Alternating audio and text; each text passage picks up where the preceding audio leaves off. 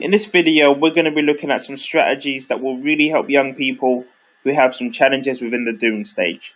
So if you are in contact with young people and need a fresh view into their behavior, this video is for you. So the first behavior that we will look at in our part 1 video is initiative. And I see this coming out in one of two ways. So a child may lack initiative because they didn't have an opportunity to explore, or they may have had everything done for them, so there was no need to use any initiative at all. Some of the affirmations that I would definitely use to help children with difficulties within this area would be: you can do things as many times as you need, and you can be interested in everything. So my first strategy, which would really help kids who lack initiative, is try to introduce the child to puzzles, Lego Park, and really any activity that requires some level of exploration. The best way for me to illustrate this is with my son, who is now 7. When he was really young, probably around a year old, he really didn't have a chance to explore as much, as us as parents didn't want him to mess up anything. So in some sense, he was almost caged. He wasn't able to express himself and do things as much as he would really want to. So one of the things that we started to do with him was we started to do a lot of Lego. And we also started to go to the park quite a lot. And with the Lego and going to the park, it was more about him just getting out there and just exploring, touching rocks, playing with stones, getting muddy, climbing on frames, building different models with the Lego. And slowly but surely, he really started to develop his initiative in other areas of his life, including maths and English and within his social circle. So that's definitely something that I would encourage anyone to do with their child or with a young person that they have interaction with. Another important strategy is it's really important for us to prompt and for us to not solve the problem for the child. And with any type of strategy, it's gonna take time. Child to develop the skills needed to show initiative, and it's really important that as parents and as teachers that we allow them to have that time that they need in order to solve problems and for us to not just jump in and rescue. And it could be something as simple as a young person saying that they've lost something in their room, and instead of coming in to save the day, prompting would be maybe asking a question like, have you looked in the cupboard?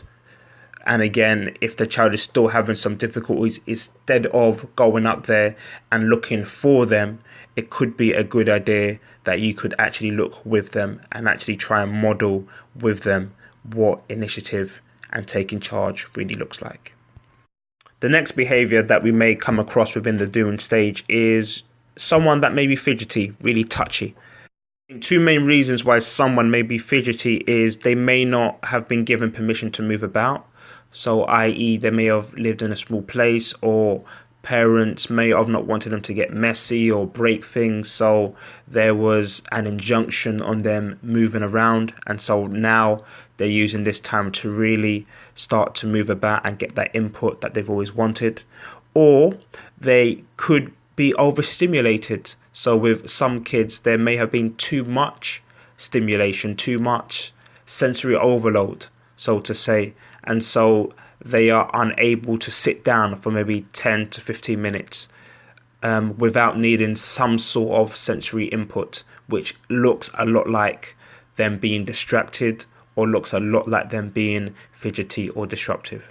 So 2 affirmations which would really be helpful in this stage is you can use all of your senses when you explore, and you can get your needs met when you are active and when you are still. So one of the key strategies that I use is the use of fidget toys and equipment. This could simply be some sort of toy or some sort of bracelet that the young person can have when they are needed to concentrate on a particular work or a particular task. And the use of that fidget toy help them with their concentration as they are still able to get that sensory input and touch when they are doing a piece of work or are concentrating on a particular task.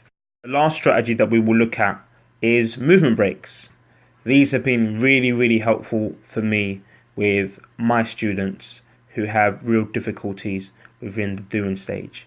And the key thing about movement breaks is the child is going to be active anyway. It's very difficult to ask a child that is really fidgety, is overstimulated, and did not have any permission to move to sit still for long periods of time. They will fidget, they will do things to get that input. And as educators, as parents, as people in their lives, the best thing we can do is almost offer them a diet of movement. So they are able to maybe have a short burst of 10 minutes of concentration and then a 2-minute break, which could be playing basketball or playing with some sort of toy, and then another 10 minutes. And this is much better than having a battle for half an hour with a child to sit down and concentrate and not actually accomplishing anything that is substantial at all.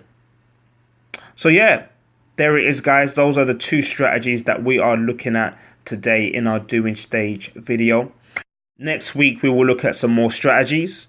So guys, if you've liked this video, please give it a thumbs up. Please subscribe. And as I always say, I'll see you next week.